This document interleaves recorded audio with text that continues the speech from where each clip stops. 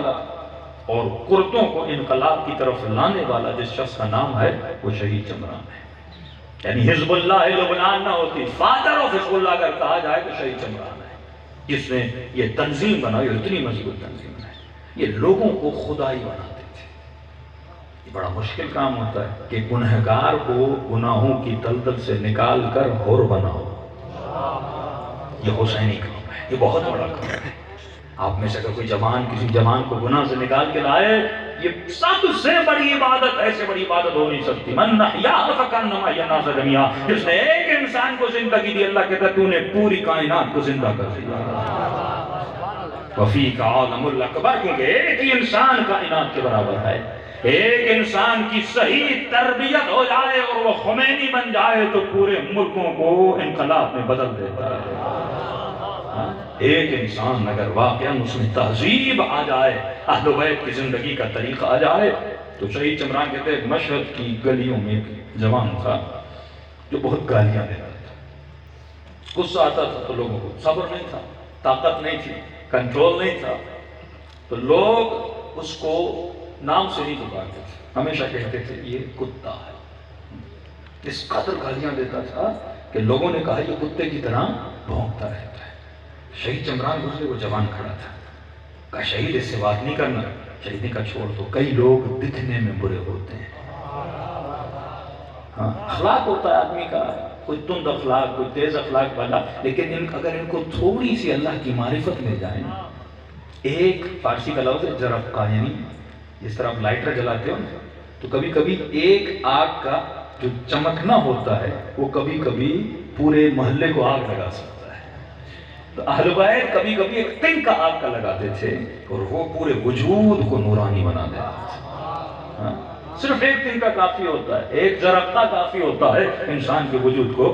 بھئی آپ آگ جلانی ہے، آپ نے گھاس رکھی ہوئی ہے، پتھروں کو آپس میں ٹکراتے ہو نا، چنگاری نکالتے ہو نا، تو وہ جیسے نکلتی ہے اس سے پوری چیز کو کیا لگ جاتی ہے؟ آگ. اہل بیت یہ کام کرتے تھے، زیادہ نہیں، ایک چنگاری لگاتے تھے، پورے وجود کو حسین کی محبت کی آگ لگ جاتی. پورا وجود عشق الہی میں جلنے لگتا تھا. ہاں روایت حدیث قدسی بھی ہے نا کہ خدا جس کے وجود کو اپنے عشق سے جلا دے، اللہ کے عشق کی آگ اس کے سارے گناہوں کو جلا دیتی ہے. صدیوں کا سفر دنوں میں طے ہو جاتا ہے. شہید چمران نے کہا چھوڑ دو، میں جوان سے باتیں کرتا ہوں. میں نے کہا جوان تو یہاں پہ ہر کسی کو ڈانٹتا رہتا ہے، لڑتا رہتا ہے، اتنی مردانگی ہے تو آپ میدان جنگ میں.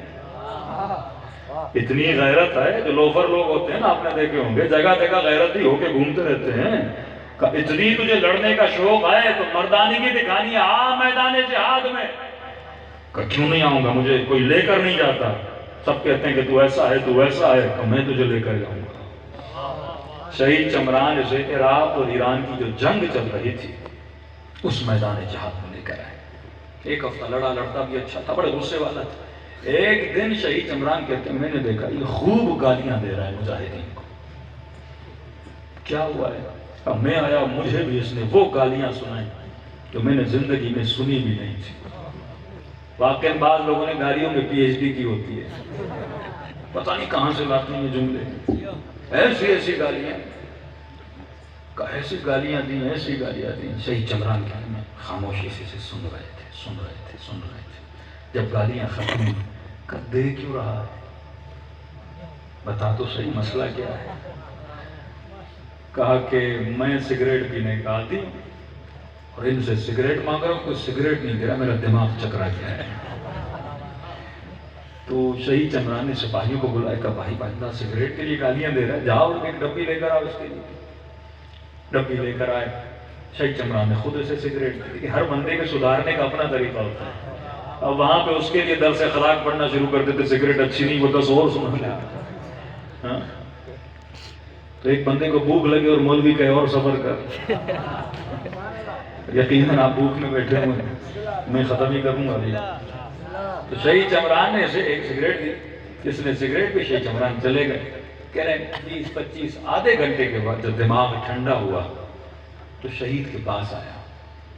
کہنے لگا کہ چمران میں نے اتنی گالیاں دی تو کچھ نہیں بولا. تو یہ تہذیب ہے. کہا چمران میں نے اتنی گالیاں دی تو کچھ بھی نہیں بولا. شہید چمران نے کہا کہ ایک ہے جس سے میں نے بڑی برائیاں کی لیکن اس نے مجھے کچھ نہیں بولا. ایک ہے جس نے میرے ساتھ بڑی نیکیاں بڑے احسان میرے ساتھ کیے لیکن میں نے بڑی برائیاں کی اس نے کبھی میرے ساتھ برا نہیں کیا. کہ شہید وہ کون ہے؟ کہ میں نے اس سے سیکھا. میں نے کہا جب میں نے اتنی برائیاں کی ہیں اس نے میرے ساتھ کچھ نہیں کیا تو میں تیرے ساتھ ایسا کیوں کروں؟ کہ شہید وہ کون ہے؟ کہ وہ تیرے پاس بھی ہے، وہ میرا رب ہے. بچپن سے لے کر وہ عطا کرتا ہے، ہم جفا کرتے ہیں. وہ نمک داں دیتا ہے، ہم نمک داں کو توڑ دیتے ہیں. جس پلیٹ میں وہ کھانا دیتا ہے اسی پلیٹ کو ہم گندا کر دیتے ہیں. کہا کہ وہ تیرے پاس بھی ہے. کہتے ہیں یہ وہ چنگاری تھی جو اس جوان کے دل میں لگ گئی. کہتے ہیں کہ شہید چمران کہتے ہیں آنکھوں سے دیکھا کہ رات کے اندھیرے میں پہلی مرتبہ اس کو دیکھا، اس نے وضو کیا، مصلی عبادت پہ کھڑا ہوا. کہتا ہے سب دیکھ رہے تھے یہ کیسی عرفان کی نماز تھی.